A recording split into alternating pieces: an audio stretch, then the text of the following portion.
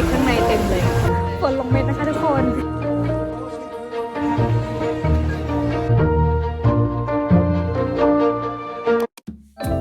สวัสดีค่ะสวัสดีค่ะพี่มากับวันแล้วสวัสดีค่ะวันนี้เรามาโคเปนเฮเกนนะคะเรากำลังไปที่วอลลี่นะคะ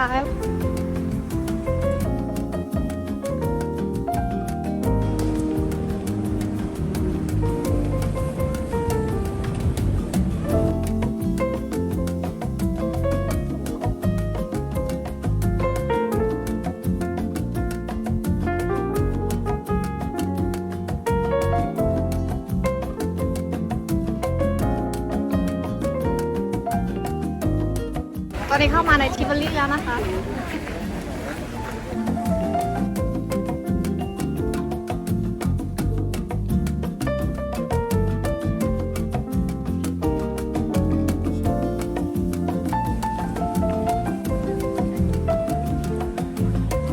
ตรงนี้จะเป็นการประกวดฟักทองที่ใหญ่ที่สุดนะคะ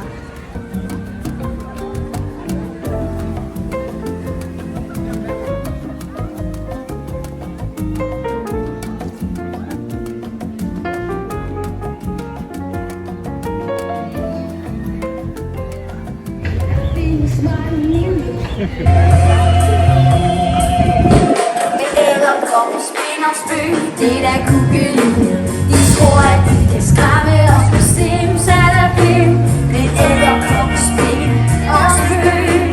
er pivilin. Det var da en god sang, synes I ikke?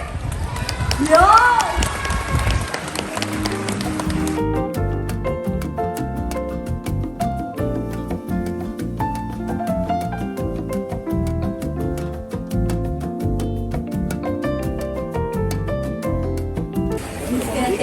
Stop that, selvfølgelig. Er der ikke gode? Stop. Nej. Dans. Vi ryster fødderne og hænderne lidt med. Frem og tilbage.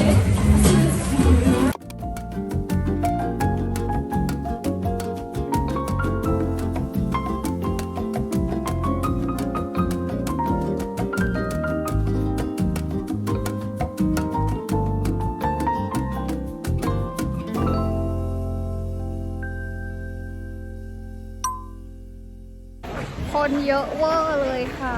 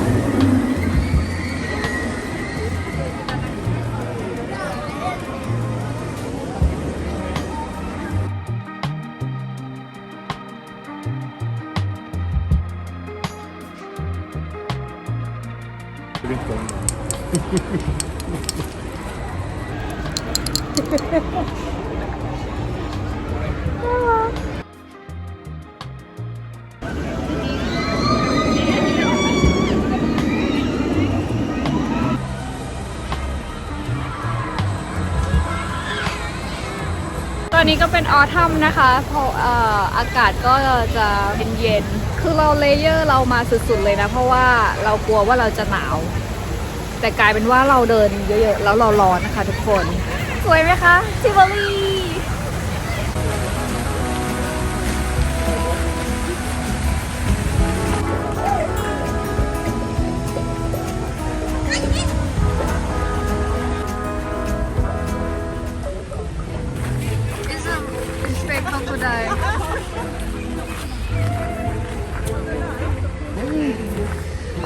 crocodiles. He fishing crocodile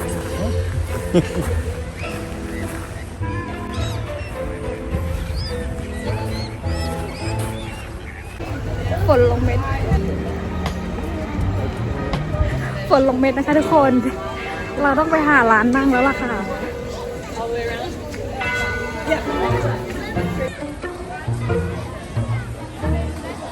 I mean, you use so much time to go here. Just stop rain already.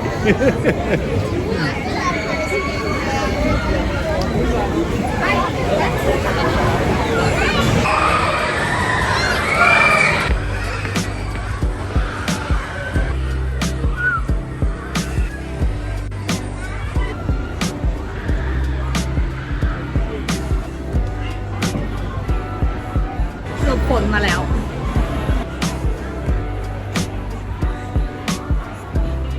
So ein große Bier.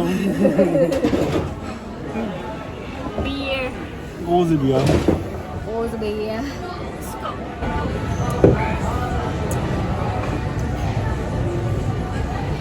I can have a look right now.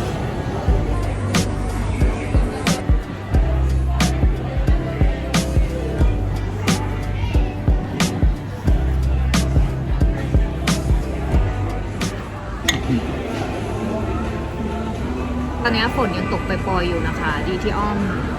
ใส่ไส้ในมาเยอะหน่อยฮิตเทคก็ใส่มานะคะ เพราะว่าอ้อมเป็นคนขี้หนาวเพราะตอนนี้คืออากาศเย็นแล้วมีฝนแล้วก็ได้เบียร์ทำให้เราอุ่นขึ้น ถ้าเหนื่อยแป๊บนึงนะคะเราจะไปเดินเล่นต่อ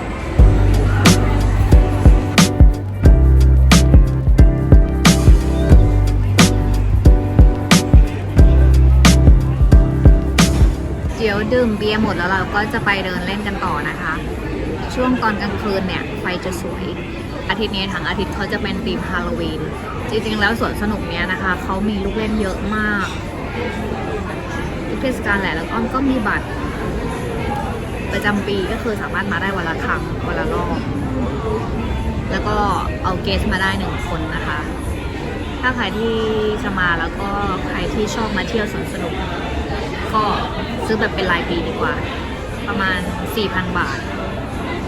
มาได้ทุกวันแต่ว่าที่เนี่ยเวลาซื้อบัตรคุณจะต้องซื้อเครื่องเล่นต่างหากนะคะไม่ใช่บัตรเข้ามาแล้วก็เล่นอะไรก็ได้ใช่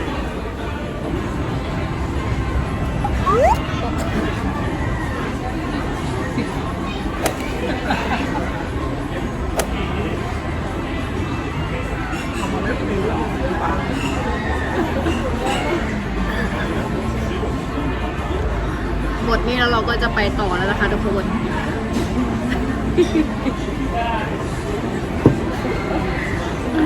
เที่ยวใหญ่เดินไปค่ะจะมาลองหยอดเปิดแล้วก็จะมากลับบ้าน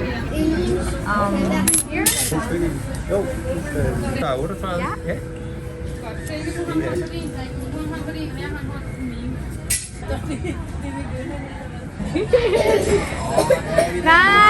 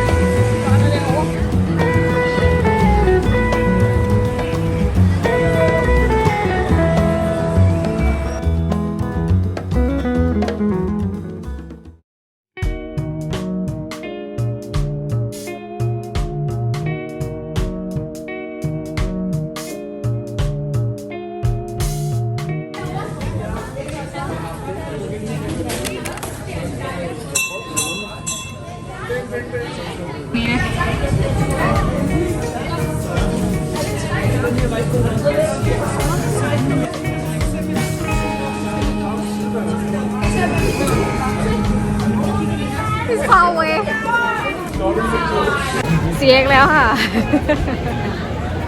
เสียเงินแล้ว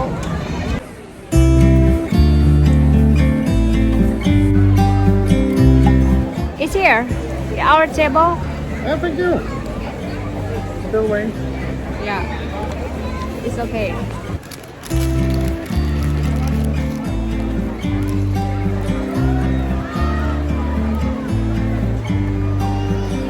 about to leave, already packing. Come with me, I'm not really asking. We'll get away to a place where we don't know. About to see the world in action, what we can be, life with no distractions. We'll get away. This is what we waited for. Take my hand, we'll make it somehow. We can't miss out. I'm done living life with the lights out, die with my own doubts. Be free with me. Be free. Be free with me. Be free. Not looking back, eyes on the freeway, Bonnie and Clyde, a classic cliche. We're on the run. This is what we waited for.